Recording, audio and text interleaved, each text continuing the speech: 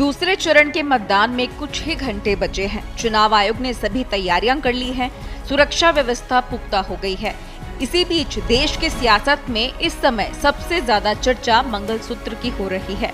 इसको लेकर एक के बाद एक बयान सामने आ रहे हैं। ये कहना गलत नहीं होगा कि 2024 के चुनाव की लड़ाई अब मंगलसूत्र पर आ गई है।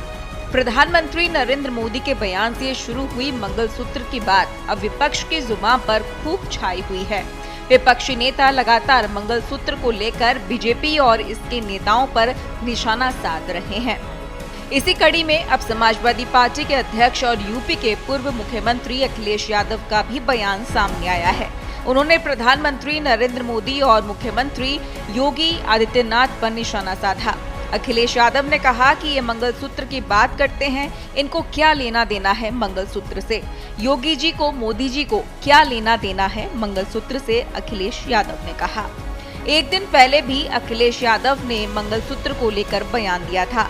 उन्होंने कहा था कि जिनकी शादी हो रखी है वो लोग मंगलसूत्र का महत्व समझते हैं, लेकिन बीजेपी के लोग बस युवाओं को नौकरी दे दें ताकि उनकी भी शादी हो जाए। जिन लोगों की शादी नहीं हो रही उनके सामने क्या मंगलसूत्र बोल रहे हैं आप। इसी के साथ कांग्रेस नेताओं के अमेठी और रायबरेली से चुनाव लड़ने के बारे में पूछे जाने पर समाजवादी पार्टी प्रमुख और कन्नौज से उम्मीदवार अखिलेश यादव ने कहा, मैं किसी भी राजनीतिक दल के बारे में कुछ नहीं कह सकता, लेकिन अभी कई दलों पर दबाव होगा। अगर चुनाव होंगे तो हम सभी को चुनाव लड़ना चाहिए। इसी के साथ आपको बता दें कि कहां से ये मंगलसूत्र का किस्सा शुरू हुआ है। दरअसल बांसवाड़ा में चुनावी रैली को संबोधित करते हुए पीएम मोदी ने कहा था कि अगर कांग्रेस की सरकार आई तो वो लोगों की संपत्तियां लेकर ज्यादा बच्चों वालों और घुसपैठियों को बांट देगी। मोदी ने कहा था, पहले जब इनकी सरकार थी तब उन्होंने कहा था कि देश की संपत्ति पर पहला हक मुसलमानों का है। इसका मतलब ये संपत्ति इकट्ठा करते किसको बांटेंगे? जिनके ज्यादा बच्चे हैं उनको बांटेंगे, घुसपैठियों को बांटेंगे। क्या आपकी मेहनत का पैसा घुसपैठियों को दिया जाएगा? ये सारी बातें प्रधानमंत्री नरेंद्र मोदी ने कही थी। उन्होंने आगे कहा था कि ये कांग्रेस का मैनिफेस्टो कह रहा है कि वो माँ बहनों के गोल्ड का हिसाब करेंगे।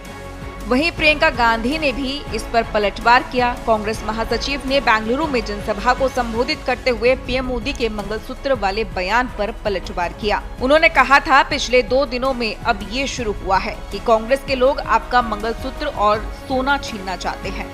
70 सालों से ये देश स्वतंत्र है। 55 सालों के लिए कांग्रेस की सरकार रही, तब क्या किसी ने आपका सोना छीना और आपके मंगलसूत्र छीने?